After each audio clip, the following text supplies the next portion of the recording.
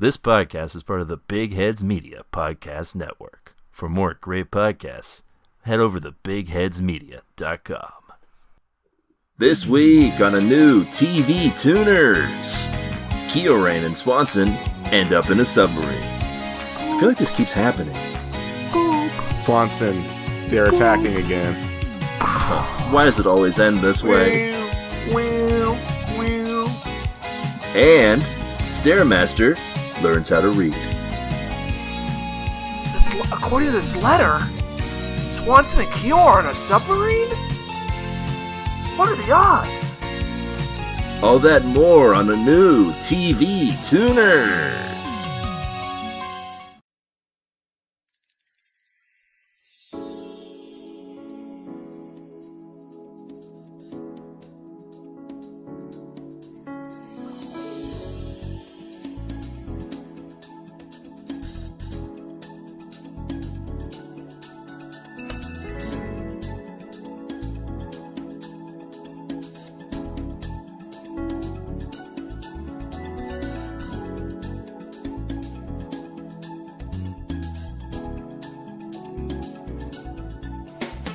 Hi there, folks, and welcome to TV Tuners.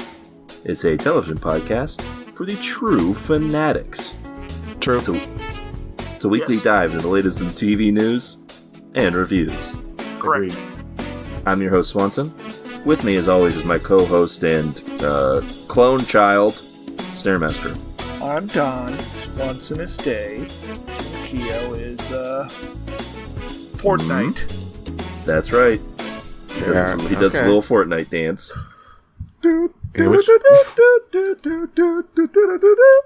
Yeah, the Fortnite song. Which one? You know the one. Okay, yeah. You like dab on us? Yeah. I'm doing the... That one? Sure. Yeah, that's right. That other voice, of course, is my other co-host and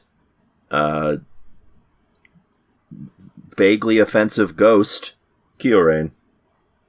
Yeah, I'm a stereotype. You got a problem?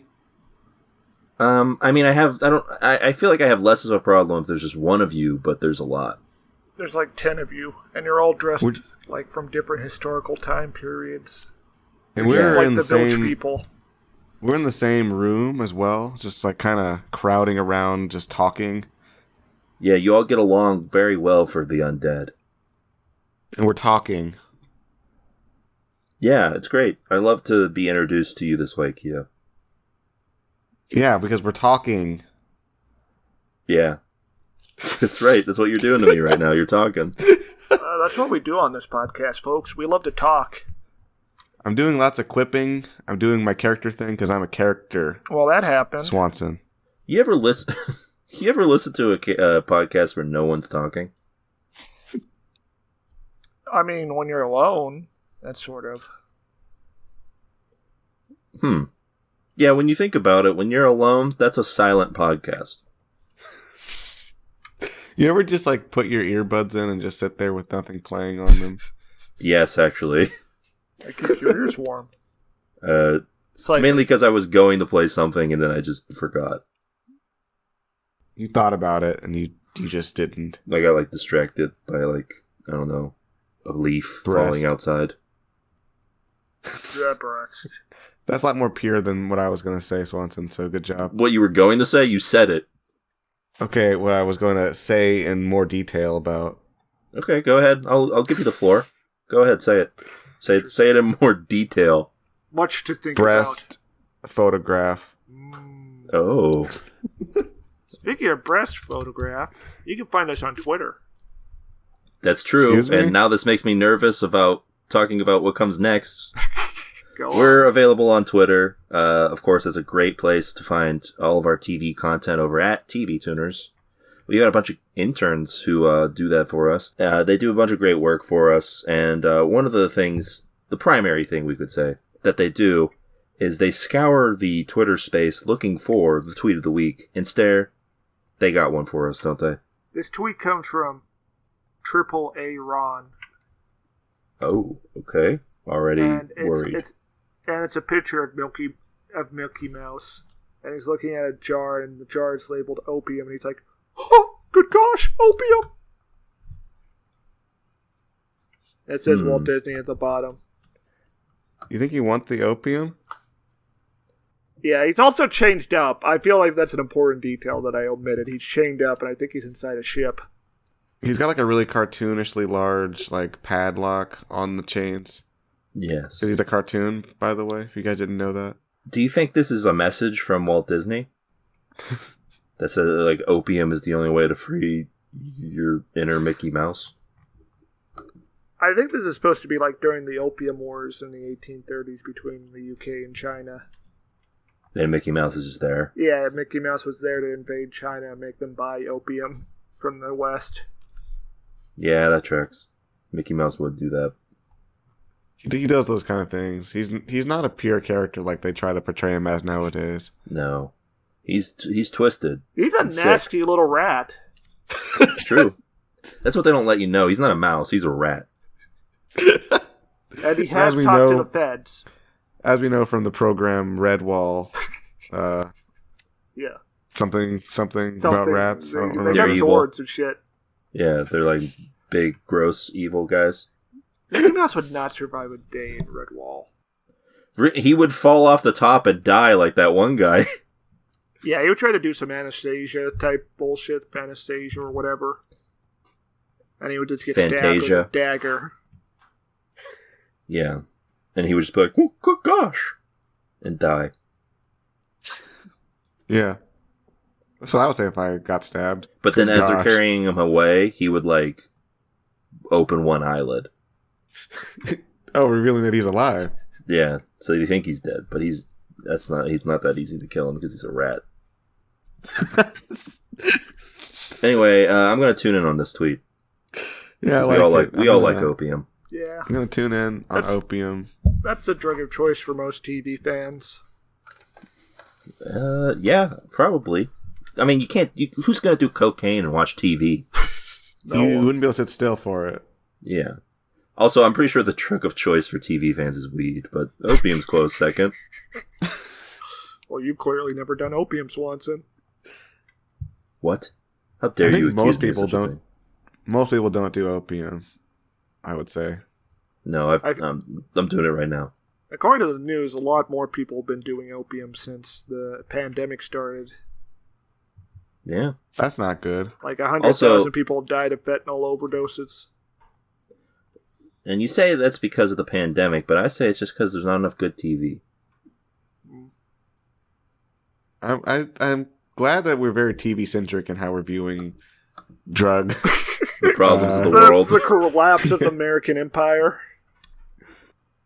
Yeah. Yeah. Legitimate problems facing the country. And we can fix it with better television programs. Imagine, like, just think of a world where every show is like Breaking Bad quality. Would anybody be unhappy in such a world? Yeah. But they're not just Breaking Bad, like they're diverse programs. Yeah, but they're all that level of good, so you wouldn't care. No, you would care. You'd just be really happy. No, you'd be like, oh, it's another TV show. Of course, the characters are rich and well realized. Imagine a world where there's like 5 TV shows and they're all really good. And that's 5. It. Number 1, There's Columbo. 5. Number 2, Dragon Ball Z. Number 3, Cheers. I mean, would that really happen though, Stare? If every show was really, really good, you just wouldn't care? I wouldn't have any reason to understand why that they're good. They'd just be TV shows. My thing would be, is it still the same number of TV shows we have now? Because it would still be like, there's too much good shit for me to watch. So you're saying you would suffer from it? You'd not be able to handle having too much to watch? Yeah, I would. My list would be too long. I'd be like, what do I gotta watch next? Well, so people wouldn't bother comparing TV shows in that way. No, the thing is that it'd be like saying, what's your favorite strain of heroin? No, they would still have the arguments because we still talk about, is Breaking Bad or The Wire a better TV show and shit like that. Yeah, what do you call it when you can't pick from choices? Is it choice paralysis? Is that what would happen? Yeah. And yeah, we all die. Like we just go catatonic and we're looking at the list of programs to watch. Yeah, we would die with a smile on our faces because we're very happy that we have all these options, but unable to pick from them. Yeah. Yeah. All right. Utopia. Well, I guess what this is solved is that the current system works. Don't change anything.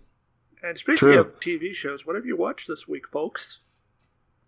Whoa, Stairmaster's like the usurper in here. That's one way of talking about our emails there. Hey, Swanson, what emails have you watched this week? Well, I was looking at a couple, but I feel like there's not enough of them.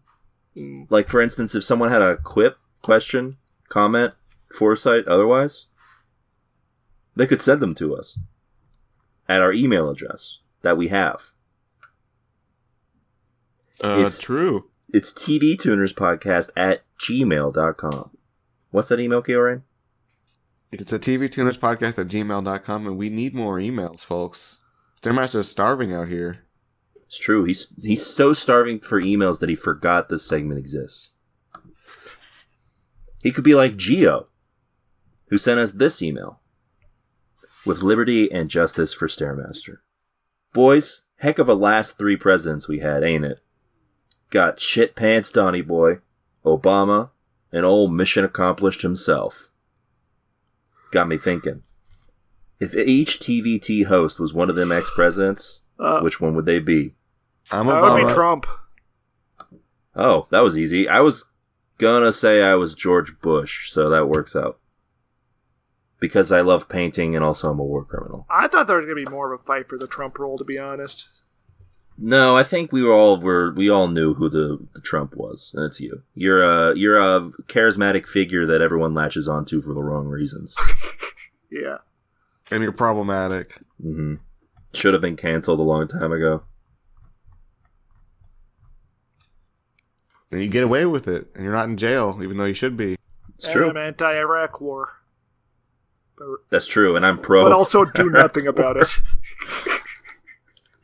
You're anti-Iraq war when you know it's popular to be anti-Iraq war. That's the best part. It's true, yeah. And also you hate Kioran's guts. Yeah. And also pretty much hate me, too. And Swanton, you're best friends with Ellen DeGeneres. It's true. I am friends with Ellen. We dance all the time. And Keo, of course, is well-meaning, but also really bad at his job. I don't think he was incompetent. I think he was just like... He just didn't care.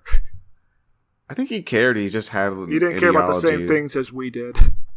He had an ideology that was just kind of like... I think... hard things are hard. We can do some things, but not most things. True. Yeah, Keo really wanted to move us along as a podcast, but also realized that there was nothing he could do to fix us. And also he kept trying to compromise with me. That's very true. And he really loved drones. You love drones, don't you, Keo? We got to keep our soldiers off the ground. Keo loves droning on, am I right? We got to put robots. Robots. Anyway, that's our answer, Gio. Hope you like it. It was surprisingly easy. I thought there was going to be more of a fight between some roles. No. By the way, if you're listening and you haven't figured it out yet by looking at the episode, this is our 150th episode. What? Yeah, we're coming back in style with 150. We've been away for a while doing some other things with bonus episodes and whatnot. But hey, we're back here, and clearly we're into it. And it's not because we got kicked out, because not doing episodes was a violation of our lease. Yeah, we have a very weird lease, and it requires us to do episodes of TV Tuners specifically. Yeah, Thomas was very insistent about this. Yeah. Is it Thomas or Tomas? I thought it was Thomas. I thought his name was just Thomas. But I think maybe this is another one of the things that he did not like. He definitely didn't like it when we went on about his name for a long time. He also didn't like when I called myself the Donald Trump of podcasting. No, that's nice. That's good. That's brand. That's something you can brand. Now that I think about it, he got really angry at a lot of the things we did. Yeah. And still do. And still intend to do. It's true. In fact, he claimed that we had to keep doing the podcast, but also got mad when we recorded the podcast. Was he mad that we were recording the podcast or how we were recording the podcast?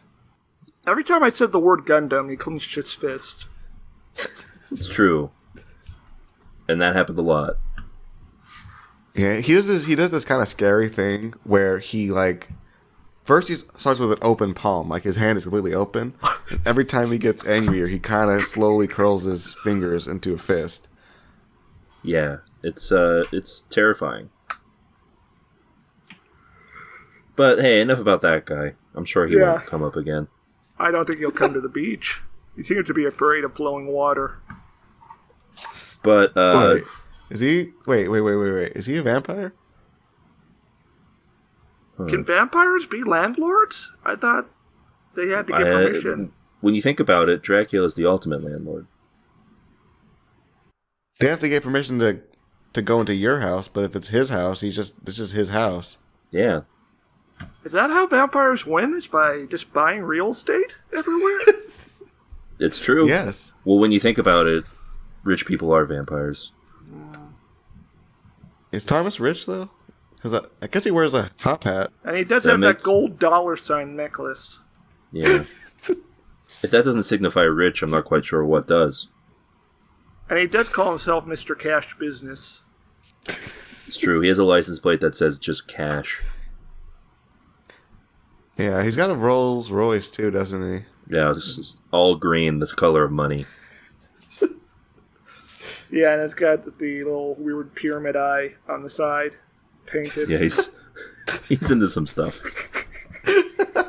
Well, we did meet him at the Denver airport. It's true. On January 6th. What? Oh, you know what? He was telling me, like, he pulled me aside one day. You remember that? He was like, Keo, you need to come talk to me. Yeah. And you guys like, what's up with that? I guess he's going to be mad I'm telling you this, but I guess he's not here. But he said he's planning everything. So. Whoa. What does that mean?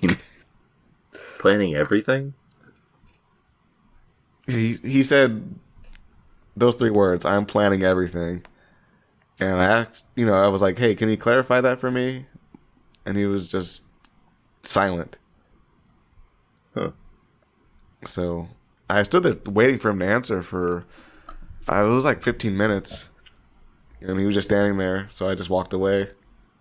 Well, anyway, enough focus on good old T-Man, as he likes to be called. Because he drinks tea, yeah. Yeah. And not because his name's Thomas. Or of course Chumas. But speaking of things that start with T, let's talk about TV, as in, what did you guys watch? Anything fun? Interesting? Oh, I watched The Fall, the 2008 film. And it's about the season that we all love? No, it's about a guy who fell off a horse, a Hollywood stuntman in the 20s, and he's in this hospital, and he's telling this grand world-spanning tale to a 5-year-old with a broken arm in order to trick her into getting him morphine pills. Oh, that sounds great. Yeah, and the tale segments are amazing. And it's a good movie? I suppose. You suppose? You suppose? Who knows anymore? Well, you do if you watch something and you're like, that was good. That was good. Dinesh just had so many opinions that he's out of them. Yeah, it's hard to care anymore after watching all this bullshit television. It's true, I guess. Although we haven't really watched any in a while. Yeah. Also, I watched Rambo. Wait, no, I talked about Rambo 5, didn't I? Did you? Did you? Did I? We gotta remember. Yeah, just tell us what you thought. Was it gross? He doesn't kill anyone until like 50 minutes in. It's too long. Yeah. This doesn't sound familiar to me. Yeah, Keo doesn't recall you complaining about this specific thing, so.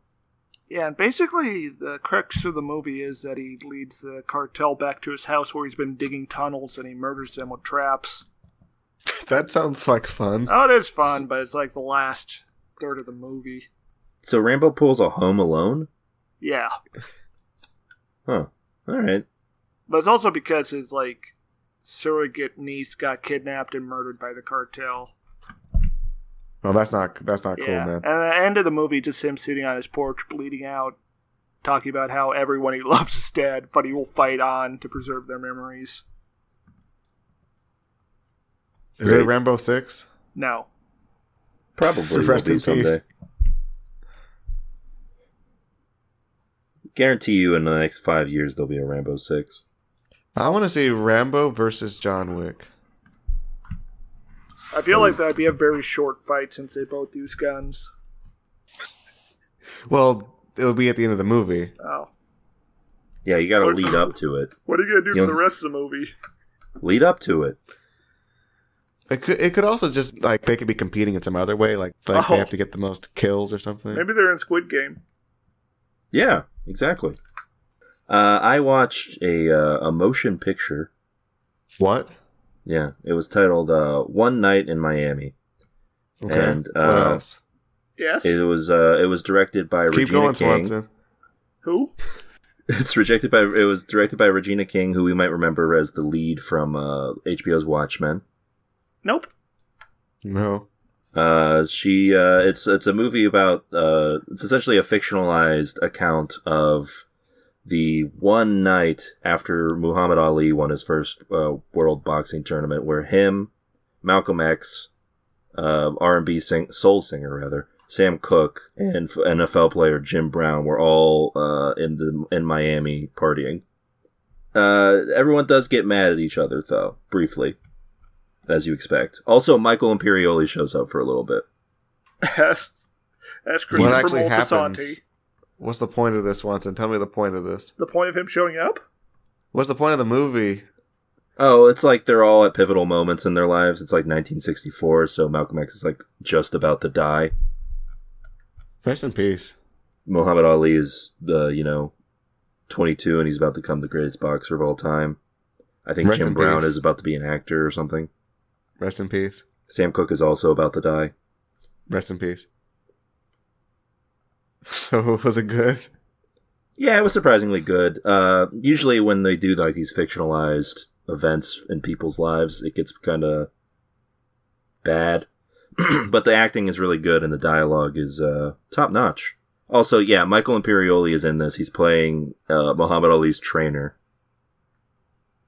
which is fun. Also, Lance Riddick is in here. He's hanging out. He's the bodyguard for for Malcolm X. Oh, he did a great job. At that point, yeah. But yeah, it was, a good time. Did you smile and laugh? In that order? I don't think I smiled. I did laugh. Okay. That's it. Tune in. Does it make you So you did one of those, like, no smile laughs. Yeah, that's right. Did it make me think? It made me think about how little I learned about any of these people in actual school. Oh, that is a good thing to think. Thank you for saying to think, Stare. You're welcome. It's a good thing to think. That's a good thought to have. Let's think on some news. How about? Okay. Let's think about the news. When not talk about it, just think about it. All right, have we thought about it? I think Oh, that a it's lot of things bad. have happened. Not good out there, folks. Turns out, shit's fucked. I'm doing pretty good. Well, yeah, but what about everyone else, Gio? I think the Empire's, like, it's gonna be fine. I think we're headed for 1,000 years of darkness. Yeah. Oh, that'd be lucky. I think we need to compile a tome of all of our television knowledge to rebuild civilization with. Oh, interesting. I'm thinking not a tome. I mean, you're on the right track with the tome idea there, Stare, but the thing about a book is that it's just gonna like get moldy and decay. A stone tablet? What if we had like a giant hovering like orb? Swanson. What if we had like a floating TV monitor that gave you helpful tips? Okay, so we're talking here. So I was thinking orb like Swanson, but Stairmaster's really tapped into this. Well, what's an orb but a TV? Huh. It's a low poly television, I'm thinking. Yeah, not too many polygons on that, honestly. And okay, I'm also thinking we need to have like a guy who doesn't. He's there nearby who also says the same thing that the TV does, but like he's just a guy, and that's like his whole job. Yeah, he has a couple things to say to you. And there should be like a fake man that you can pick up and throw around who doesn't really serve any purpose except you can get like a bonus collectible by putting him on a pressure plate. What collectible would you have in mind here? Like a rare egg. You're not supposed to use the guy to do that. Oh.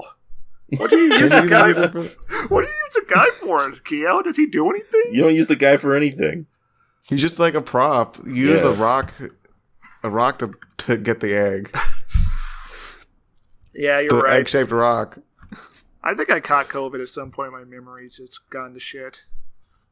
The old me would have remembered that. By the way, anybody who's listening who's upset that we're talking about something that doesn't make sense, we're talking about Sonic Adventure. The most important video game ever made. It's true. It's defined all of our lives. I'm just picturing a listener who's listening to us talk about this and just getting angry. Well, that's what's beautiful about it, just Keo. Indignant. I think this one's just screaming in their car. Honking their horn. We just given someone road rage. Like the horny guy, and I think you should leave. Exactly. Well, you know who didn't get COVID, Stare? Big Bird. Oh? Or at least I guess he hasn't so far, or is now protected against it. He got the COVID-19 vaccine recently. Oh, does he have a card to prove this? I don't know if he has a card to prove this, but he did take to Twitter to let everyone know that he did get the COVID-19 vaccine. In a tweet, he'll be safer now. He's kind of old. It's true. He's in the target risk group. In this tweet, he stated, I got the COVID-19 vaccine today. My wing is feeling a little sore, but it'll give my body an extra protective boost that keeps me and others healthy. No, I'm upset about this. Can a count get COVID? A cow? No. The Count. The Count is a vampire, and the answer is no. Yeah, he has to have a working system in there. Okay, can Bert or Ernie get COVID? Yes, they're regular human people as far as... No, they're not. I mean, they're Muppets, but they're regular Muppets. They're not a giant bird or a... They're humans. Okay, human but Elmo's not human. Elmo's not human, that's correct. Yeah, Elmo's... And Oscar? Well, Oscar has it, probably. He's probably Oscar's probably patient. Oscar's probably the guy who escaped from Fort Detrick. Yes. Caused all this. Actually, I guess the Count can get... I don't know if he can get COVID, but he can definitely spread the disease because he's a bat. He's part bat. There's a Stephen King novel where the vampires would fuck up other vampires by giving them AIDS. Oh, that ain't right. Was that during the cocaine period? Yes. Okay. I only know it because it comes up in the Dark Tower when Roland meets a guy from that book. Oh, yeah, because every Stephen King work has to be referenced in the Dark Tower series, yeah. As for Big Bird, he announced this news, one, because it's nice to know that Big Bird is vaccinated, and two, because, kids are now eligible for the COVID-19 vaccines, and I'm sure people are taking that very well. This is propaganda, and I'm upset. In what ways? I think this calls for jihad. We're having our childhood heroes tell the kids to inject poisons into their body system, Swanson. You think that's okay? But Keo, the vaccine's safe and effective. It's just a bunch of tiny pebbles you're injecting into your blood. Yeah. This It's is true. Look, I don't trust these lipids. I don't trust mRNA. I don't trust any of it. I think that the big government pharma machine system is doing something. Yeah, this is not the Joe Rogan podcast. We can't be allowing you to say these kind of things. And to be honest with you, the math checks out here on the big pharma here. Think about it. Think how much money the big pharma got out of this vaccine compared to how much we spent on stimulus. Big Bird, of course, was not the only person from the Sesame Street lineup to get the vaccine. Monster person Rosita, which is a character I assume exists on this show, What? also got her first dose this weekend. Okay, this is not a human being. No, it's a monster person. They said yes. But, I mean, I guess monster people are affected. That is very worrying to hear. Yeah, why? That Big monster Bird is a people bird. can get it. Big Bird's a bird and he can get it, so why are you I mean, there's confused? plenty of regular animals that can catch COVID, but monsters? That implies that COVID is very robust. And Okay, you're right. Although, you could argue that Big Bird's a monster. he's a big bird. What kind of bird is he, Stare? Big Bird. Macaw. He's a macaw? I don't think I ever actually watched Sesame Street except for the Elmo movie. I was more of a Thomas guy and Mr. Rogers' Neighborhood. I for sure watched Sesame Street at some point in my life. But, I mean, I don't remember it very well. I watched Sesame Street when I went over to my cousin's house and they didn't have cable. And I was like, wow, this isn't as good as the cable. Yeah, well, because you turn on cable and it's like stuff's happening. People are just picking stuff up, putting stuff down. Meanwhile, on Broadcast Network is just like the news. yes. So who's the member of the Sesame Street crew least likely or most likely to be a vaccine denier? Oscar. Yeah, that's very true. That's probably right. I would agree. Yes. He's pretty grouchy. And grouchiness is associated with conspiratorial thinking, I Distant guess. second is the Count. No, the Count would know to get the He vaccine. doesn't believe it, but he wants to. He has an agenda, is what I'm getting at. Isn't the Count like a pretty benevolent figure, though? Oh, that's what he wants you to think. Sort of like Barack Obama. The Count is definitely a do-your-own-research type of guy. Oh, yeah, he's counting all the Yeah, his statistics. research is counting. Yeah, exactly. Yeah, he thinks that if you're just looking at the number, that the raw number is like a way to do analysis. Yeah, and he's No, he's got like a little microscope, and he's counting the number of antibodies. and And he's saying it's not enough. yeah, he needs more. One antibody, 2 antibody. Bring me more children. Yeah. All right. Well, Guys, isn't the Count a delightful creature? yeah, he's a nice little guy. I mean, he's better than Elmo. Elmo's like a little goblin, like a He's a little little monster. Yeah, Elmo's a fucking sick pervert. I mean, he's always hanging out in Times Square. That's how you know. Yeah, no one willingly hangs out in Times Square except for Elmo. And He Spider-Man. has his own world where he can do whatever he wants. Just like Dio. That's a problem. When you meet a person and they have their own world, where it's just it's their twisted logic. He's got like a human man who just like entertains him. His name is Mr. Noodle. Yeah, it's not good. Is that what he was called? I don't yes. know. I don't know, but I know you're right. I have to Google this now. Let me see. Mr. Noodle. Mr. Noodle. Oh. Yes, there's a guy called Mr. You guys are not familiar with Mr. Noodle? No. Okay, Explain. well, here's a photograph. So, literally, on the Elmo's World TV program, there's a character called Mr. Noodle who, like, Elmo He doesn't know how to do anything. He's like Mr. Bean, but not, I guess. And he's a human man. So do you think Gumby can get COVID? No. No, clay people can't get COVID. So moral oral is safe. Yes. Also, he's protected by Christ. So True. Both Gumby and moral oral. And Yeah. VeggieTales.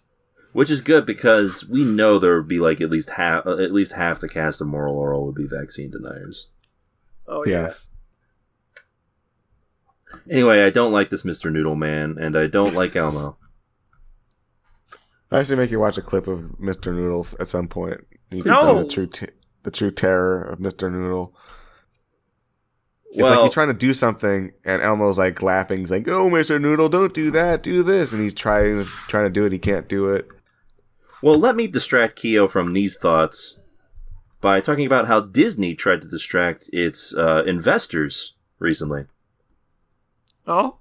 So, With the- as you might with know, keys, like they jingled the keys. Keo, I'm distracting you. I'm gonna jingle some keys in front of you. Okay. The keys to the Metaverse. What's that? Okay, It's Mark Keo, Zuckerberg's imagine. own personal world. Yeah, it's actually imagine Elmo's world, but it's Mark Zuckerberg. So worse, way worse than you could possibly imagine. Yeah, I'm trying to imagine it right now, and I can't. It's everybody's Mr. Noodle in there. Oh. The Metaverse is like just Second Life, but VR. Yeah, it's VR bullshit. I'll explain it more in a second, but Disney recently had their earnings call for the recent quarter that ended.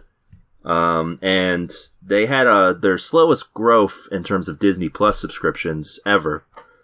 So to distract from those poor numbers, CEO of Disney, Bob Chapek, decided to instead discuss the Metaverse and how Disney was planning on doing their own version.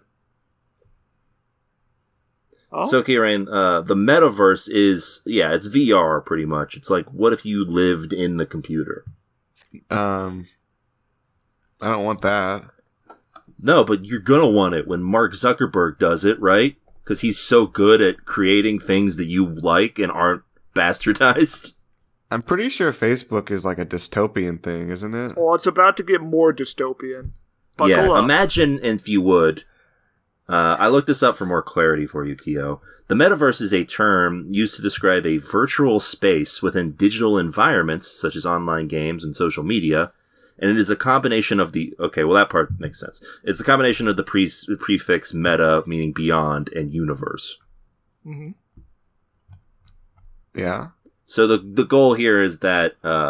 you might have heard that Facebook, the company that owns Facebook, rather, changed its name to Meta.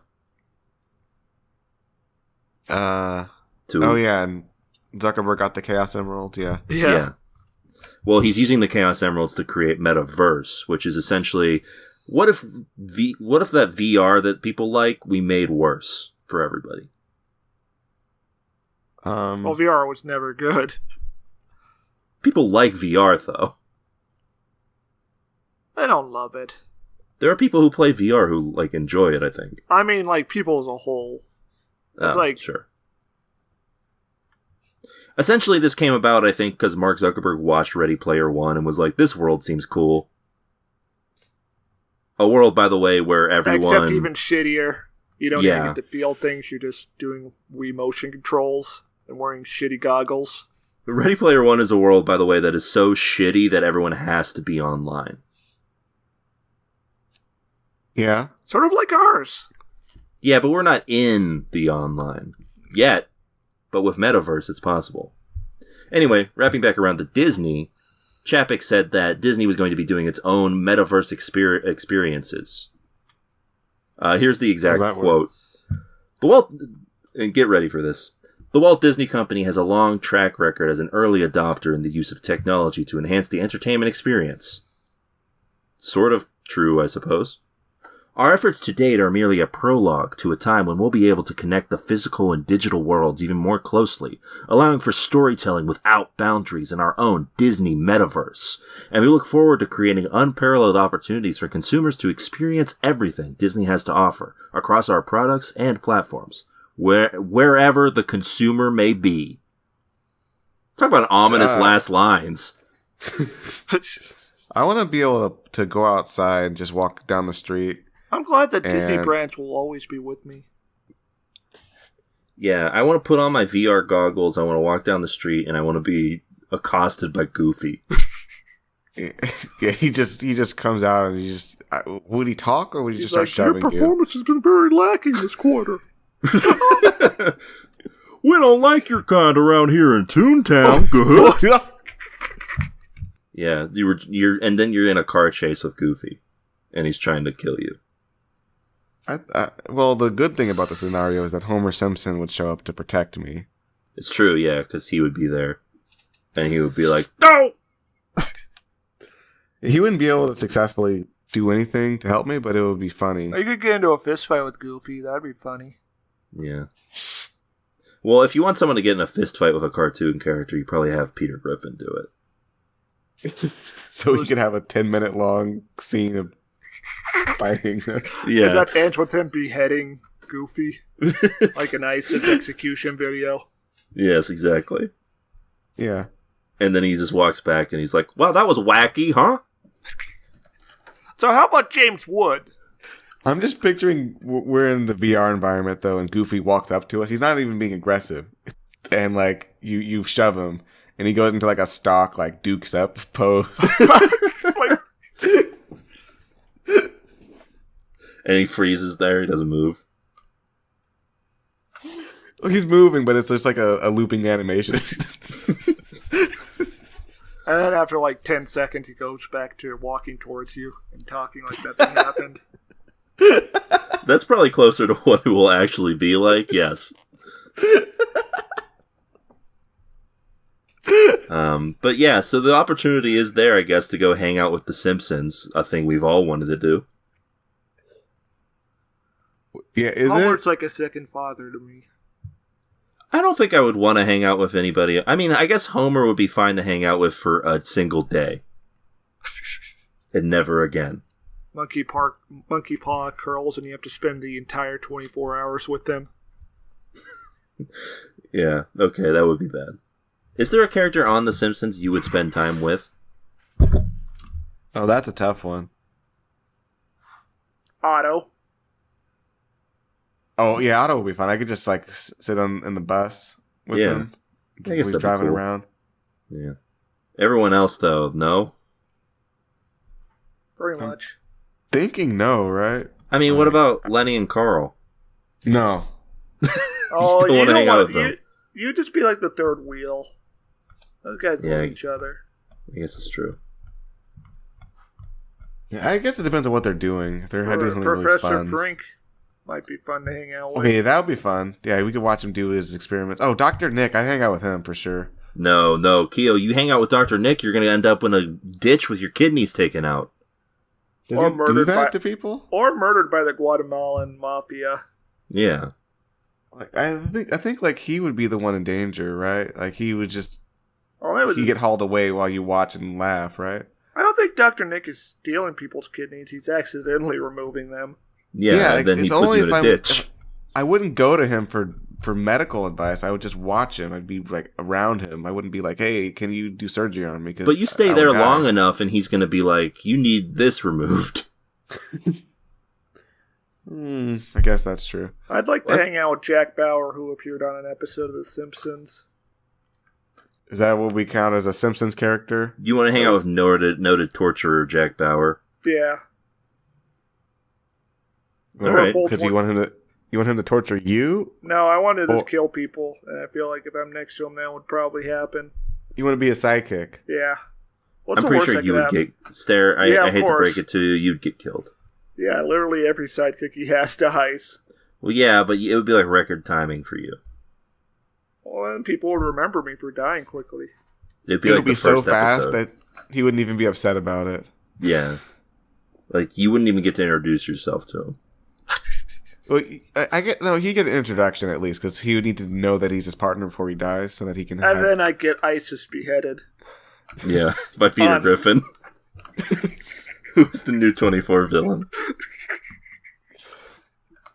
That's what happens in the metaverse, baby. I want this to happen now. I want to be able to go into like this. You want to see me get my head chopped off? I want to be able to enter this world of television.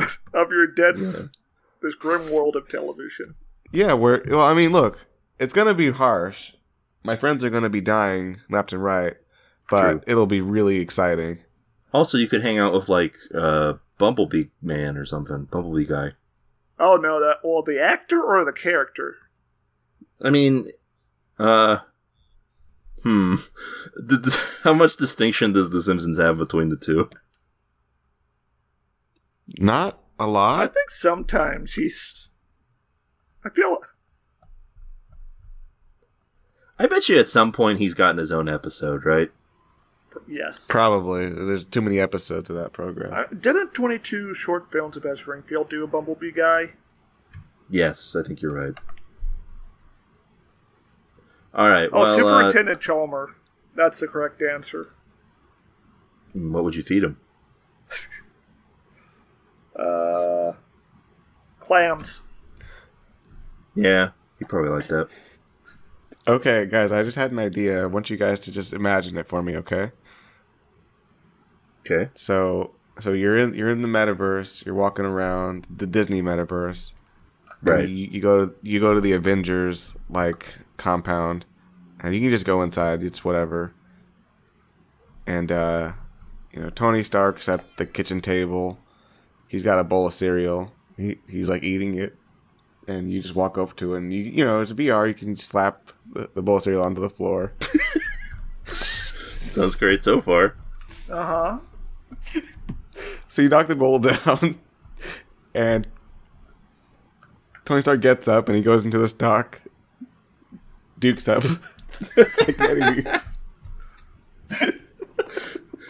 Doesn't even like activate the Iron Man suit. No. He's just in a stock dukes up pose. Right? Imagine you're hanging out with the Avengers, and then it's like time to fight Thanos, and you go over and you push Thanos, and he gets into a stock dukes up pose. No, he T-poses. And he's just stuck there. Yeah. And then eventually a screen flashes saying you've won. He T-poses. And flights at you. And most of the Avengers are there helping you, but they're in the dukes up pose. Yeah, that's how they fight, yeah. Well, they don't fight, they just stand there because it doesn't work. But but Hawkeye's there, and he's actually punching. And he accidentally hits Spider-Man, and Spider-Man just ragdolls dead. Also, Captain America has a special thing that activates whenever he's in his Dukes Up pose, where he says, "I could do this all day." So you just keep hearing, "I could do this all day. I could do this all day. That would be hell. I could do this all day." This is the metaverse. This is what you get. Coming soon. Thank you for indulging me on that, guys. Are we done? Well, yeah, it's been almost an hour, so let's move on. So, I got a letter here while we were talking about the metaverse, and okay. Apparently we're doing a mini-gauntlet? Who's the letter from? It's from Tomas or Tumas. Thomas? Yeah. Sure. Mr. T. Thomas? He said that in order to get back into the house, we needed to watch 2 television shows today and discuss them. That's insane. I'm not doing that. You know what else is insane? Frostbite. I can't feel my fingers right now, Keo. Oh, yeah, I guess it is. Beach. It is kind of cold here at the Denver beach. Yeah, notorious beach in Denver that we're at. Yep, here we are. And we would like to leave. One of the crabs pinched up my pinky. So, yeah, we're watching 2 shows this week. in order to get back into our humble abode. We're just going to do this? We're not going to negotiate with Thomas at all? Well, I got a letter. What's the negotiating? I write a letter back? Yeah. I don't have a pen. It's at the house. We're pretty... We need to get back in there, huh? Yeah, we need to do this recap now. I can see the crabs scurrying towards us. Yeah, well, we did watch 2 shows, and we're going to talk about them. First up, Foundation.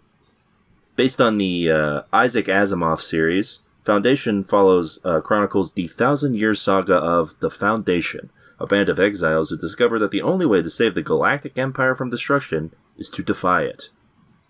Foundation is available on Apple TV Plus or other methods if you're not a sick pervert.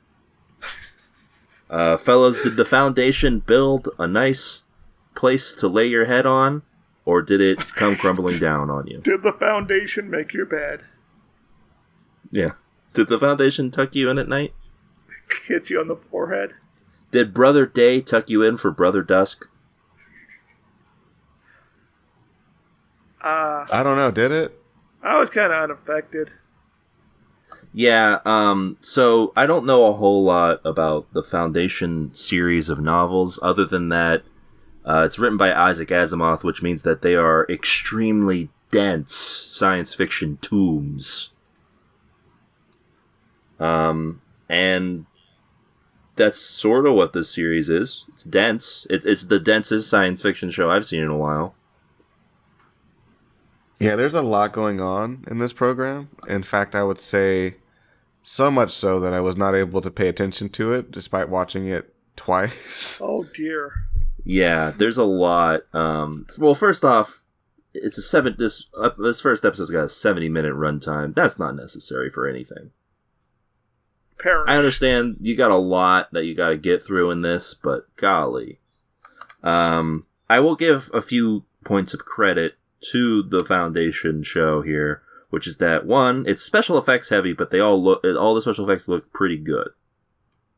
Yeah, you can tell that this program had a budget. Yeah, this is not Netflix level here where you would see like a single clip of the bridge falling at the end. Yeah. And then you would just see everyone react to it. And also everyone's hanging out on the same set. Yes. Yeah, this has different sets, a lot of different CGI shots of various technologies in this far, far future. Yeah, there's a giant floating thing. The characters talking on the same New York City street corner. Yeah. Yeah. In the year 12,000. But yeah, the Foundation, it's full of dense sci-fi stuff here. And it's a lot to take in. I do appreciate that even though it is very dense, the show does not do nearly as much exposition as you would expect. And also, it's only like one viewpoint character. Yeah, like, it's surprisingly not that many threads going on at this moment. Yeah. Yeah, so it does jump between timelines, but that makes a bit more sense than it does in lesser shows, I think. Mm-hmm. Basically, in whatever I guess is the present day for this show, there's like this big thing that's called the Vault, I think is what they call it, and it's like a big monolith. It's this big monolith that prevents anything. It has this what they call a null field, which prevents like any living thing from getting near it. Yeah, like you walk towards it and you're just like, hey, this doesn't feel good, and then you pass out if you get too close. Yeah. I guess you might also die. I don't know. I don't think we saw anybody die from it. We just saw like they were children too, so they weren't even like powerful guys. Yeah. True. They didn't get that close though. Yeah, if they got the most buff guy in the Empire. Yeah. Like he could have done it. But they didn't. They got little kids instead, and they were all like, yeah, kids are just like just betting and leaving flags. Trying to get as close as possible. Betting on who can see tits, apparently. Which is a real line that was said. These are some really perverted little goblin children. Yeah, well, I mean, they're on they're on like an essentially abandoned planet on the edge of the universe, so I don't blame them. Welcome to space, by the way, guys. Yeah, space. This is where this show takes place. This is space. It's a space show. The outer space. It's not the inner space. No, not even the middle space. What is it then? It's outer space. Yeah. It's wild. So we get introduced to the narrating character, whose name is Gail Dornick. She's a prodigy who comes from an academically repressive world, from what we can tell. They're like mystics, right? I guess very religious is, I think, what the deal is here. They have this like mystical religion. Math is like wizardry in this world, apparently. No, they've just gotten so good at math, Keo. Yeah, I'm not sure. 10,000 years of advancement. I'm saying, like, literally they treat it like witchcraft. You're not allowed to do it. Oh, yeah, on our home planet, it's like witchcraft. Yes. Yeah. Yeah, that's the thing I don't know about this show. How much of the Foundation, how much of this stuff is from the books?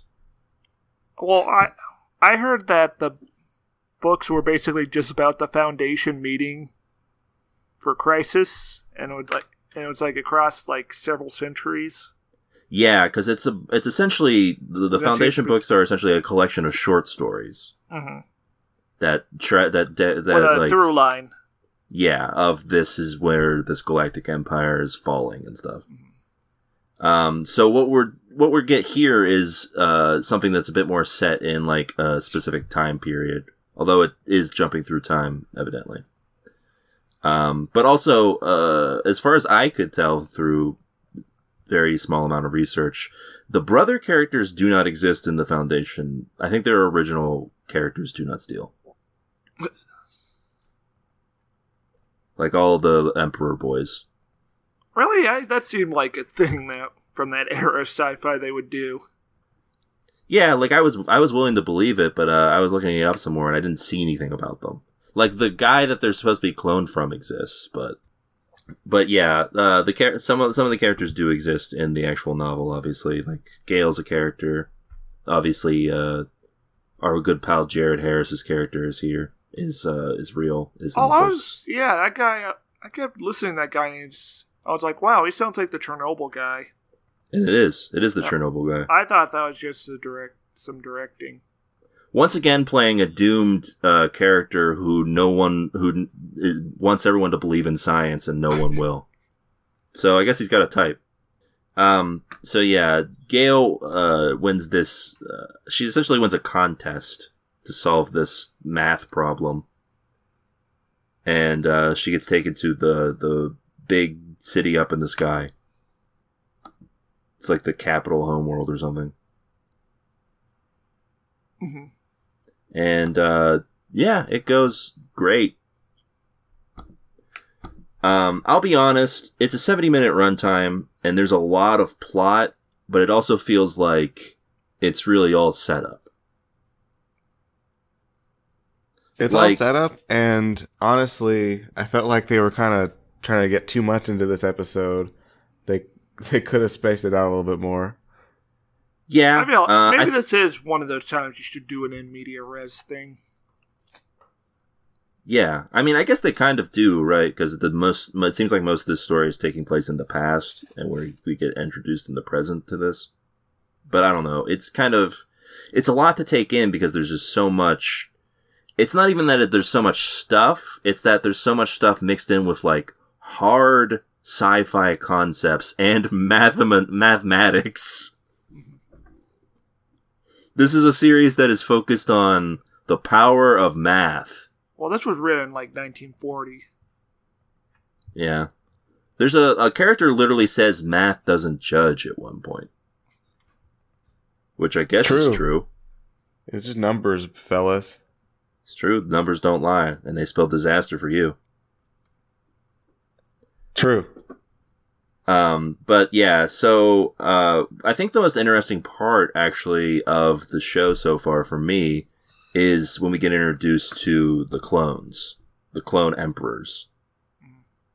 Just because I really love it's a very old sci-fi concept, but boy do I love the way it's executed here, which is that it's like the end of the Roman Emperor Empire, where like we've got all of these clones of the guy, of the once great guy, and they're at like number like 13 or 14 or something of these people. Yeah, and I thought they were the clone of the 13th guy, and that's where the genetic youngest dynasty one started. is the clone of the 13th guy. Yeah, but the other two are also clones of the 13th guy, and we don't know how long this has been going on. Oh, maybe. I'm not sure. They have like a system where there are 3 of them at all times, and one is like the elder member, called Dusk. The one is the like actual ruler, who is Day, and then the one who is being brought up to be the ruler in Dawn. And they're all like do the same exact thing at the same exact time type of people. It's fun. There's a bit here where there's these like 2 rival races from the outer worlds that are coming in. They're 2 rival kingdoms. Yeah, kingdoms. And they're like trying to broker peace between them. A terrorist attack happens. It's literally a suicide bomber. 9/11 happens. Yeah. So I noticed near the end here that when they do essentially a 9/11, because a big old tower falls on the planet, and also there's just like straight up 9/11 imagery.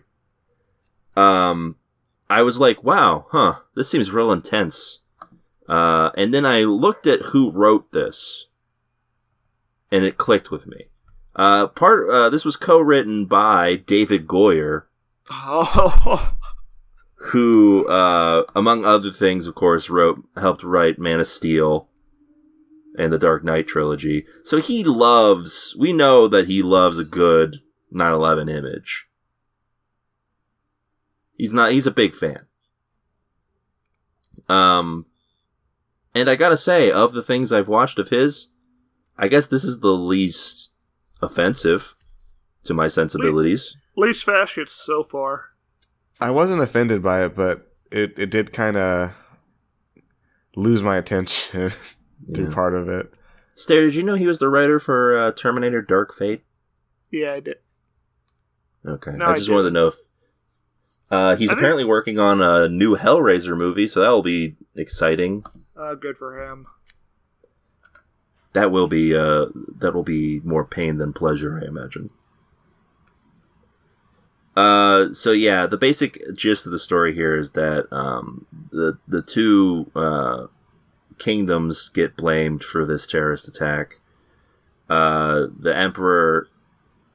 meanwhile, the Emperor's captured this guy Selden, who has brought Gale... He's the guy who has the math problem that Gale solved. Yeah, he's created psychohistory, a mathematical model for predicting like macro social movements.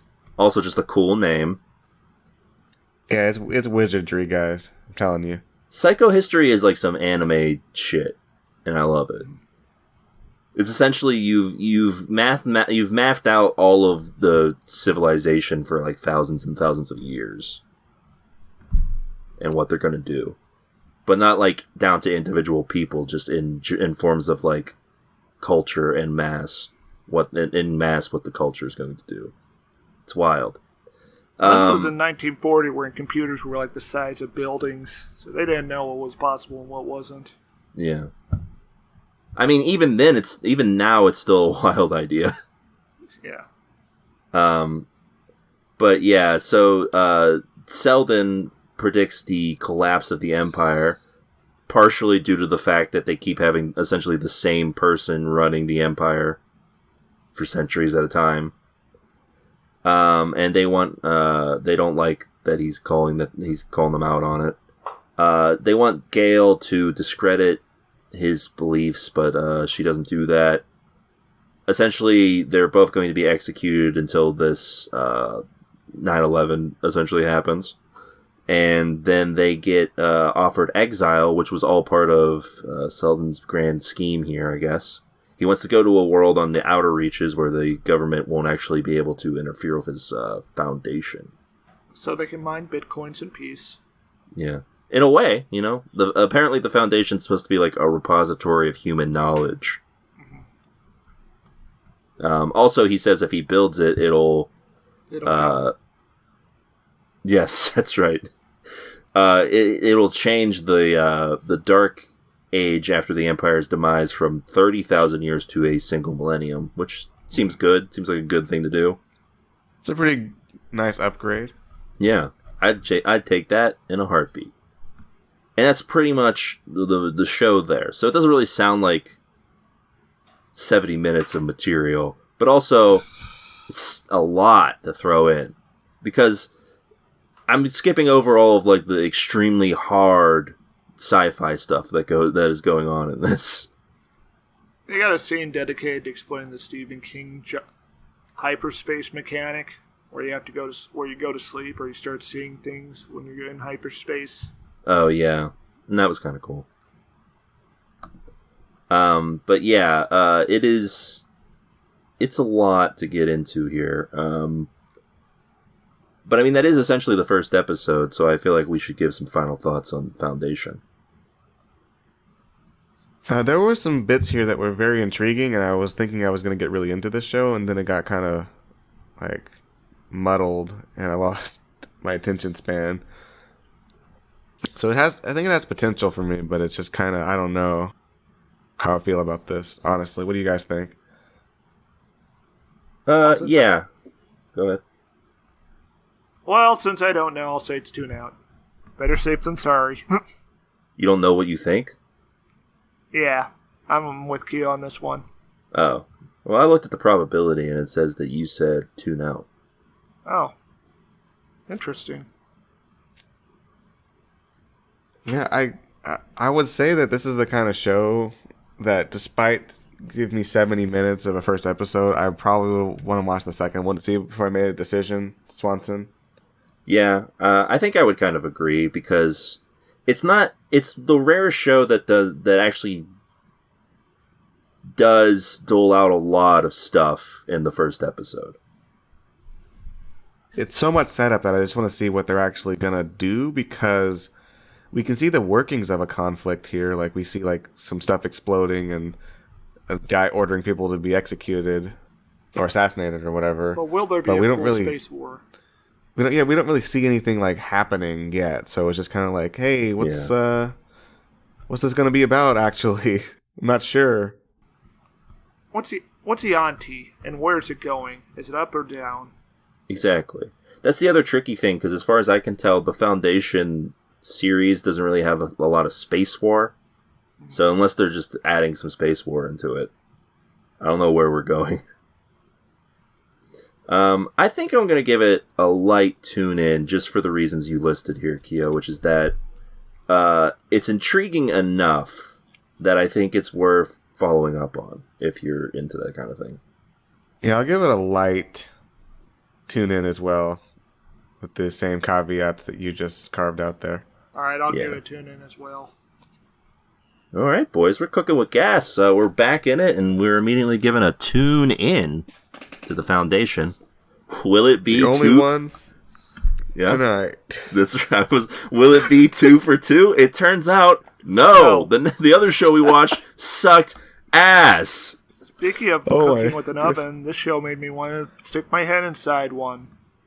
Yeah, what we're talking about, of course, is our second show we watched this week. The one that's probably going to get a bit more play from us just because of how bad it was. We watched the show called Ghosts. Ghost follows married New Yorkers Samantha and Jay, who believe that their dreams have come true when receiving a beautiful country house, only to find that it is falling apart and inhabited by a number of deceased previous residents. Following a near-death experience, Samantha can see and hear the ghost, but Jay cannot. Ghost is available on CBS if you're a masochist. Did ghosts haunt you, or make you buy a new house? Both. Well, no one's buying a new house. I guess did it gift you a house? Because the only way anybody our age could afford one. True. Okay, so the way the show opens is very novel here. They just put all the characters in one room. Yeah, it's almost as novel as the coronavirus. It's just like the Sonic and Knuckles title screen. It's true, all the characters are there, only if it was Sonic and Knuckles and 10 other stereotypes. So it's like the Knuckles Chaotix title screen. No, it was worse. There's more characters than that. Even, somehow. Just imagine if they just had the whole Sonic roster just kind of like in the room just talking to each other. Episode 1, just like, here they all are, welcome, enjoy, right off the bat. Can you imagine that? I don't want to, but I can. Well, that's what the show was, except these are not characters we actually like. They're just like one-dimensional characters who at least have like a shot of like spooky ghost stuff happening, and then the camera pans or over and it shows that there's these lamos are there. They're the ghosts. Yeah, something. At least do that. But the opening scene is just a lady dies and they all introduce themselves. Okay, so here's the problem right away for me. You gotta explain what a fucking ghost is? You gotta do a quick explainer on what a ghost is in this show about ghosts? Yes. Who is watching? They don't look like ghosts. They're not transparent or anything. You could just say we're ghosts, but this guy explains what a ghost is. He's like, we are cursed to stay here for all eternity. It's like, yeah, I get it. You're a ghost. I know what ghosts are, man. We all know what ghosts are. To be fair, the average CBS watcher might have forgotten. They might be parts of their... Yes. Or they may not be paying enough attention to process the information because it's on in the background, so that they have to actually spell out for a long time before they actually understand. To not recognize these guys as ghosts because they don't float in the air or anything. It's true, yeah. I mean, it's not so much that he has to say they're ghosts; it's that there's it's the explainer of it all. Mm-hmm. But yeah, they're like, cursed. I'm a ghost, and I died, so now I'm here because I'm dead, and I'm a ghost. Yeah, and it's not like he's explaining the rules of being a ghost, because guess what? We don't fucking know. We watched 2 episodes of this shit, and I can't tell how ghosts are like trapped where they are. Yeah, because there's like a cult of ghosts who are trapped in the basement. It's not a cult; those are people who died from chloria. Yeah, but like they're all wearing the same clothes and are just hanging out down there. Because they were in a hospital. That was their gowns. The place was a hospital at some point, too? During a chloria outbreak, probably. Cholera? Yes, that's what he means. Tumos. But, like, why are they trapped in the basement and all these other ghosts can move around? Because they died in because the it'd be basement? funny if they were stuck in the basements once, and that's why. It's not funny, though. I think they're the funniest part of this show. Just some people stuck in the basement. I mean, it is mildly funny. The only time I actually, like, even smirked a little bit was the ghost doctor. Because that was fun, a little bit. But that's for another episode. This is this first episode. The pilot another episode of Ghost, not another episode of TV Tuners. Yeah, this is for another episode of Ghost. By the way, Ghost, based on a British series of the same name, which I assume is better. I'm just going to assume, based off of all of the history of adapting British TV shows. Another thing, this show kind of has, like, Lifetime made-for-TV movie energy. Yeah, I think that's just the CBS style, right? Yeah. I suppose. If you can call it a style, it's just like it's the a style lack of CBS is just like point the camera at the people and film it. That's very about it. Dull around the edges. Yeah, the CBS style is an absence of. I guess I am thankful that there's no laugh track on this. Could you imagine if this was like a multi-camera sitcom with like 2 sets? I would be very devastated. It would be better, I think. You think so? It would be stupider, at least. They would be stupider because there'd be no way for them to do the effects in a way that makes sense to the studio audience. Exactly. And they'd probably have to have them wear sheets like ghosts. Okay, you're making a better show, is what you're doing. That's what we do on TV Tuners. That's a better show. You think we're here to review TV shows, but we're actually just pitching ideas. They're playing the same, like, big stereotypes that these ghosts are playing, but also they're wearing sheets. Okay, I'm picturing, like there's a guy in a suit listening to the podcast right now, stoically with his hands, like, in a little, like, pyramid in front of him. He's got an orb he's pondering.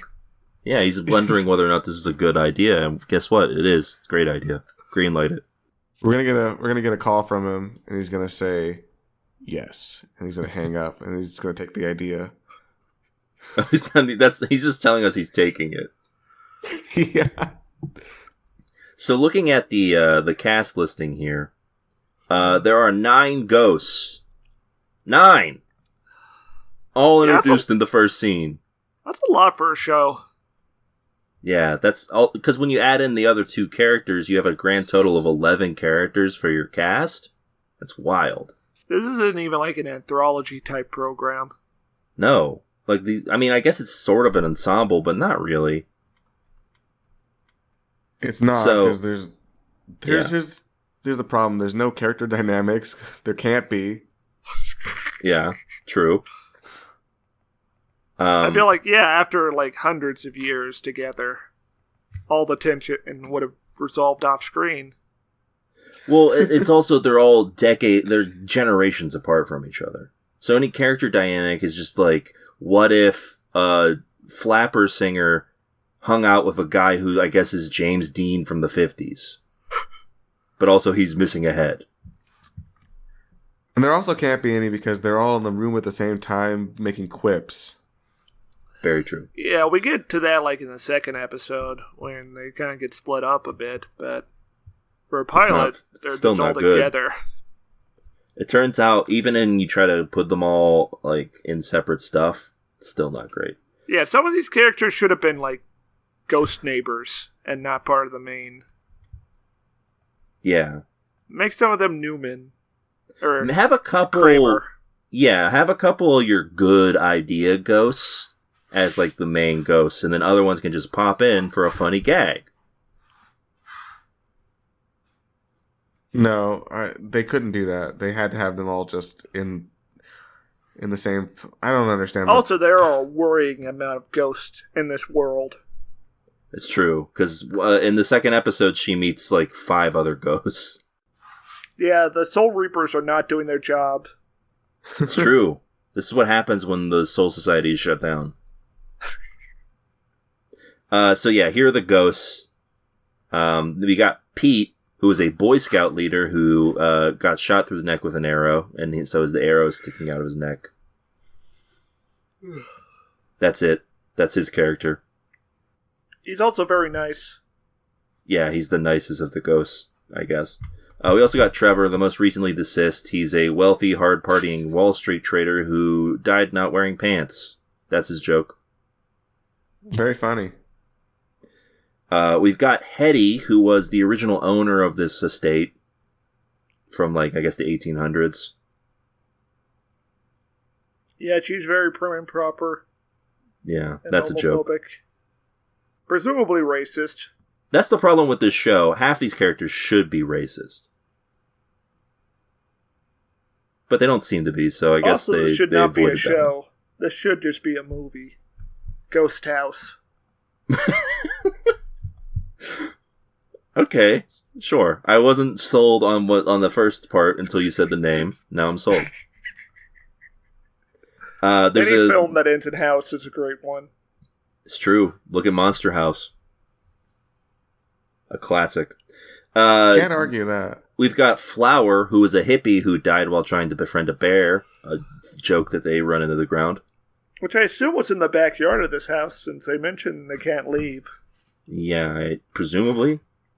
Or it was in the house. Well, wait, how did the Wall Street guy die and end up in there, then? It's a great question, right? It will never be answered. We've got Alberta, who was a flapper singer who thinks she was murdered, but may have died from a simple heart attack. That's literally all that they say about her. Was she living in the house? A great question. Who knows? What about this Native American guy? Oh, he probably lived on the land and died there. Or the Viking? That's devastating. Okay, the Viking, we're starting to strain this a little bit. Oh no, the Viking came here and was killed, and was mutually killed by the Native American. They don't seem to know each other that well. Well, if I was writing it, that would be what the backstory is. They use one of the Vikings that came to North America.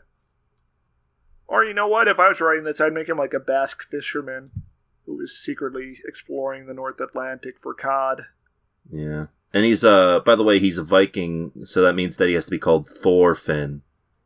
And then the character that literally no one should remember, which is, his name was Crash, I guess, who is supposed to be like a 1950s greaser-style ghost, but he's decapitated.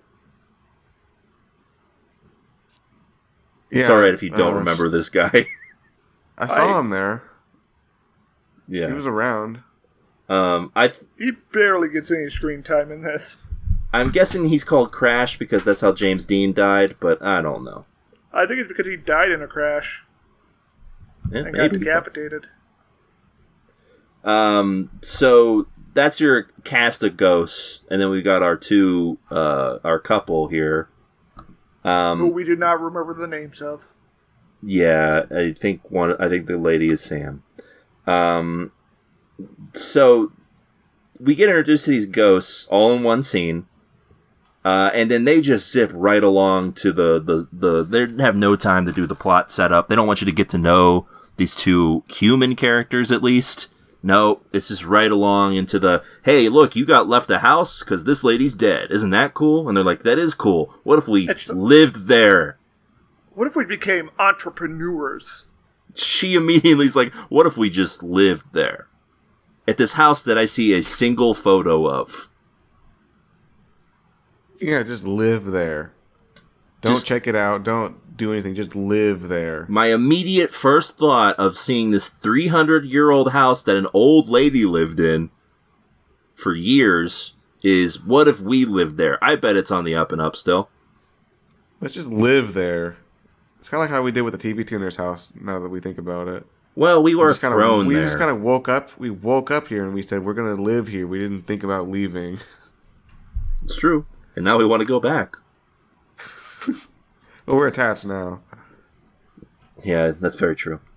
So, yeah, they get there and all the ghosts are like, oh, I don't know how I feel about these people. And they mention they want to turn it into a bed and breakfast and they freak out.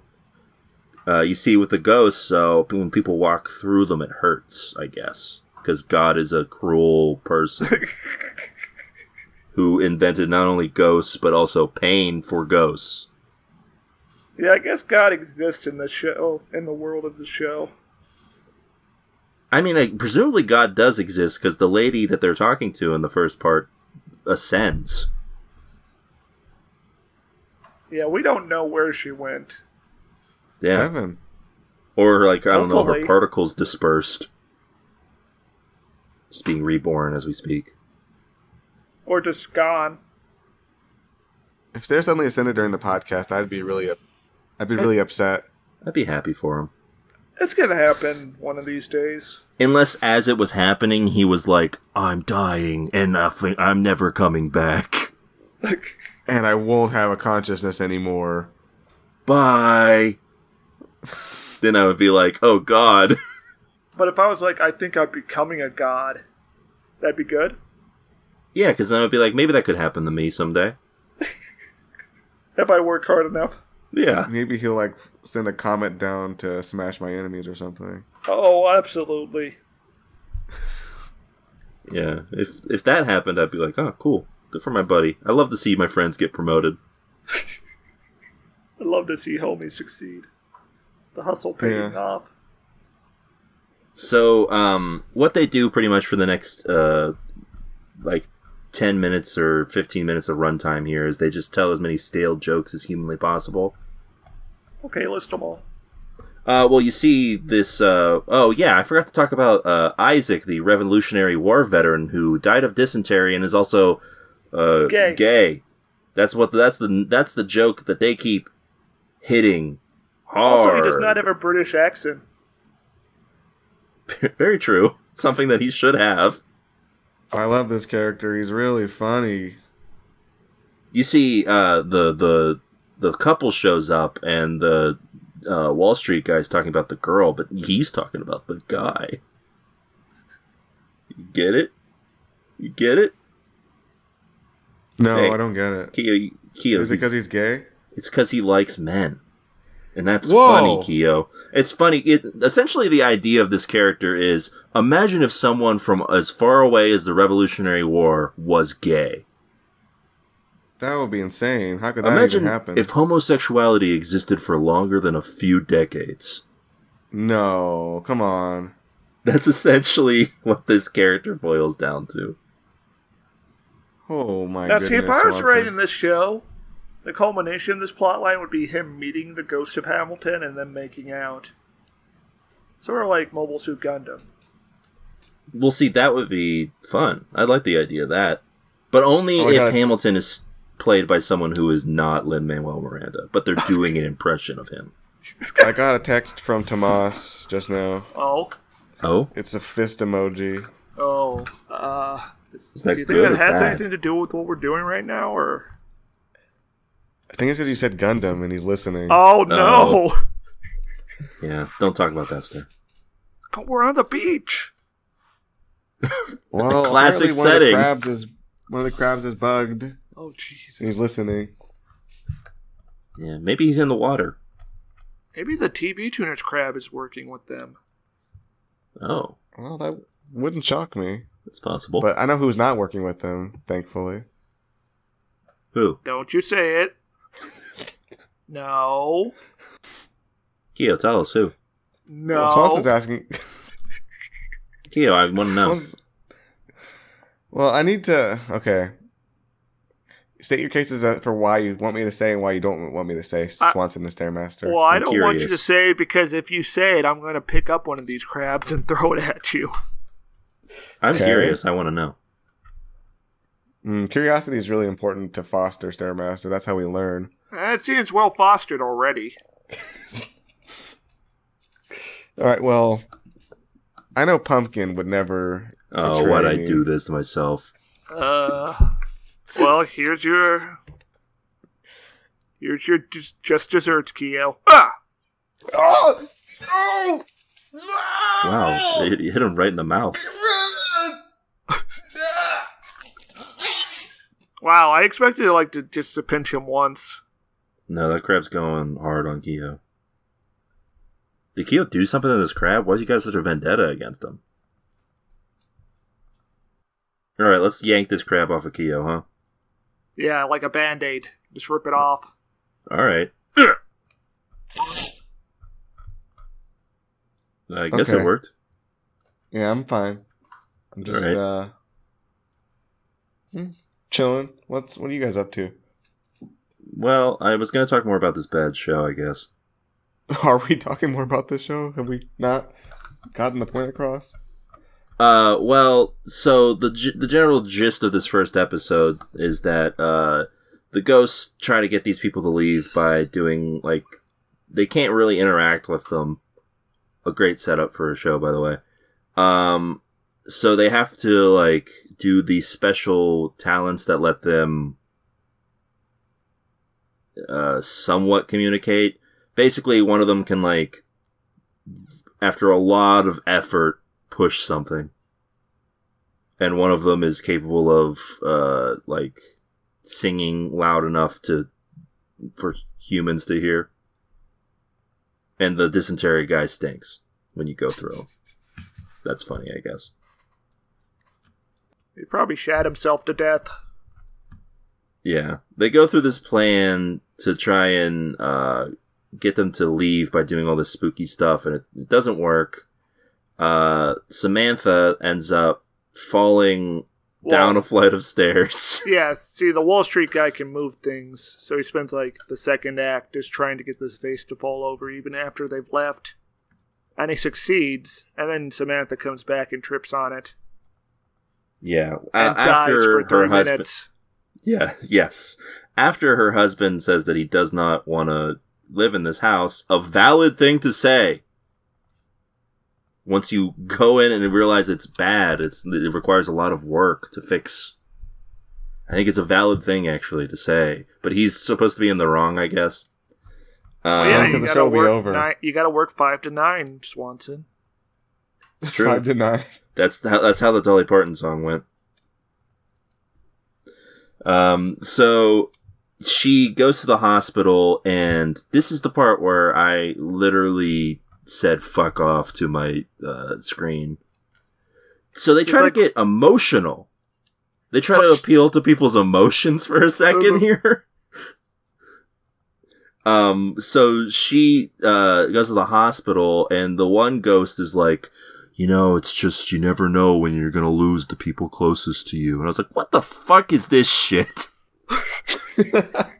You can't have your wacky ghost show suddenly be like, and sometimes everybody dies. Yeah, this should be a black comedy. She should have actually died and became a ghost. Yeah, there you go. Sure. She dies, she becomes a ghost. And she wants to talk to her husband. Yeah. He can't hear her, but he can see the other ones. No, he can't see That would be a strange twist. Because he was so close to death, Kyorain, that it happened right in front of him, so he's now able to see death all around him. But I guess not his wife. Not his wife. Just for some reason. It's the mystery element. You gotta add a mystery element to hook Because they were having marital problems and keep somehow coming translated back to ghost logic. So she wakes up after what seems like only a couple hours, but we're told is 2 weeks because she was in a fucking coma. Which is wild. A wild thing to just gloss over, first off. A normal thing for someone who fell down 2 flights of stairs. To be in a coma for 2 weeks and also to have been dead for 3 minutes. Yeah, they gloss over. And also she's only got a neck brace on. I didn't even know that. You didn't even know that? I missed the coma. Apparently they just gloss over it that fast that I missed it. Yeah, they're in the car right before they go back into the house, and she sees all the ghosts for the first time. Where she's like, I was in a coma for 2 weeks. And that's when, he's like, yeah, I decided that it's time to live in this house because, I guess, why not live in the place that apparently just caused a whole bunch of trauma for you? You're cool with it, I guess. Yeah, it's like, literally, he just said, let's let the show keep going, basically. Listen, the cast is here. We gotta get this crew is ready to go. We gotta keep this thing on the road. And they go in there. They all of the ghosts are like, "Hi, I'm a ghost," and she freaks out. And that's she's like, "Whoa!" Second episode, even wilder. By the way, the second episode just titled "Hello," because that's what the ghosts say to her, I guess. So she keeps seeing all of the ghosts, freaking out every time. Her husband says it's fine. He, at a certain point, says that seeing things is just a sign of a concussion, which, as we all know, you just ignore when someone has serious concussion syndromes. Yeah, he's like the coach from Hajime no Ippo. So yeah, they, all of the ghosts now know that she can see them, and I guess their plan is to drive her insane, I guess, to make her leave. And, so they try that, and it seems to be working pretty well because, to anybody else, she would seem mentally unwell. But her husband seems to be fine with this. There's a subplot in here that I found baffling, which is that it suggests that all of the ghosts have their own rooms, and also that they sleep, I guess. Yeah. What's the problem? It feels weird for a creature that is essentially a spirit to just sleep. Well, they sleep in Bleach as well. They get sleepy. Yeah, but Bleach is this is not Bleach, thankfully. This is no Bleach. This is They wish this they is could be Bleach for Bleach. adults. Is this what adulthood is? Yeah, depression. Having a lobotomy. For some. Being artless. Yeah. They all have rooms. They all sleep, and I guess some of them are just trapped in the basement. I don't know what the deal is with. I guess so. They do state that where you die is where you end up strapped to. Presumably, yeah. Yeah. Which means that poor construction guy who has a girder in him is just stuck on the streets. Rest in peace. I mean, I guess he's not resting. Never mind. Yeah, that's actually the opposite. Well, he is resting at night. Oh yeah, because he sleeps. Yeah. That must be uncomfortable for him specifically. He seems happy though. He seems content with his lot in death. Yeah, I guess so. Also, does that mean the old couple that they phased through died getting hit by cars? Presumably. Great. Love being this show. Yeah. Yeah, apparently the best thing to do, if you become a ghost, the best thing is for it to happen while you're young. That way you're not just an old person. It doesn't seem like they can take off their clothes or anything.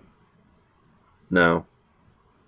No, it seems like they're trapped in the state of clothing they were wearing, hence why Wall Street guy has no pants. Well, he couldn't put pants on if he wanted, but, I mean, the arrow guy could, should be able to pull the arrow out of his neck. Nope. That's not how ghosts work in this world. I guess they can't have sex. No, these ghosts do not. These guys do not fuck. No fucking. They can go. They can go in dry, I guess. Excuse me. They can dry hump. Yeah, but I feel like. I don't think there's enough ectoplasm for this. I don't think it'd be worth the trouble. I don't think it would do anything. If I was in that situation, I would just get pissed off at what I'm being denied. I don't think anything would happen if you did that as a ghost. If you're bumping ghost uglies. I mean, honestly, what are the rules? We don't know. We don't know. Although Wall Street guy does at some point suggest that he would like to watch the couple have sex. So he does that. I don't know what that implies though. Is he's just bored, or is he bored just being like a weirdo, or is he legitimately horny? That's scary. That's a scary thought. Horny ghost? We got to keep watching the show to find out if they ever expand on this concept. No. But that's a scary thought to think about, guys. Horny ghost? I don't know. What if the ghost is hot? Well, then that's good. Yeah, but it's not. It's not. It's like a Wall Street guy who's horny. And also he wants to do cocaine. Some people are into that, I think. Yeah, probably. So basically she figures out that the ghosts are in fact real and not delusions in her mind. She somehow convinces her husband to go along with this instead of for him to try and get her more help. And I guess what she does something to get him to believe. Yeah, she fixes the gas. Oh yeah, and she's like, how would I even have this knowledge? And he's like, I guess you raise a good point. Ghosts exist in our world now. This is a belief I now share with you. True. And she talks to the ghosts, and they all seem to just get along, I guess. That's the end of that second episode? They just decide to get along? What happened to them being mad about the bed and breakfast? Yeah, whatever. Who gives a shit? I'm tired. There's no core conflict in this. In this, they're just gonna be hanging out. Well, yeah, I guess the closest thing to a core conflict is ghosts exist, and now you got to deal with that for the rest of your life. Yeah. So, and hope that it's only for the rest of your life. We watched 2 episodes, right? But I don't want to talk about the second one. I think we're done. No, we just talked about the second one, Keo. Oh, okay, that's good. I thought it all melded together for me. Apparently, we're done. We can go home. We're free now. Yeah, we can't go home. We're back. Yeah, we can go home. It's a tune out on ghosts, just so everyone's wondering what that was. What? What? Yeah. Tune out on that bad boy. It sucked. It was bad. Oh, I'm tuning in. I loved it. I'm tuning in as well. Because I'm the Joker. Don't do this to me. Swanson is about to make us become ghosts. Yeah, I'm pulling out my gun. I'm aiming it at Stare first. Here I go. Kill me. Whoa, it phased right through him. Oh, he's dead. I've been dead this whole time. That's Damn. crazy. Wild stuff. No wonder you like this show so much. And now that I've been shot with a bullet, I can finally ascend. Oh no. What happens, Stare? What happens when you die? Power. Power. Oh. I see all. Oh, that's cool. Oh, he became omniscient? I guess so. Well, anyway, that's a tune out on Coast. Yeah, it's a tune out. Before we wrap up real quick, this is our 150th episode, so I figured it's a good time to share some statistics with folks. Okay. So this is based off of throughout our entire run so far of 150 episodes, not counting our Christmas episodes, we have watched 148 TV shows. That's insane. Of that total, 49 have been tune-ins. That's better than expected. Not a bad average, I suppose. That's like 1/3, I think. Maybe a little less. So some individual networks based off of if we've watched 5 or more of their shows. Showtime, 3 out of 5 tune-ins. Hey, not bad. Pretty good. AMC, 4 out of 6 tune-ins. Pretty good. Pretty good. Well, we did Breaking Bad. We did Better Call Saul twice. Yeah, I mean that is curving the average, but still better than you would think.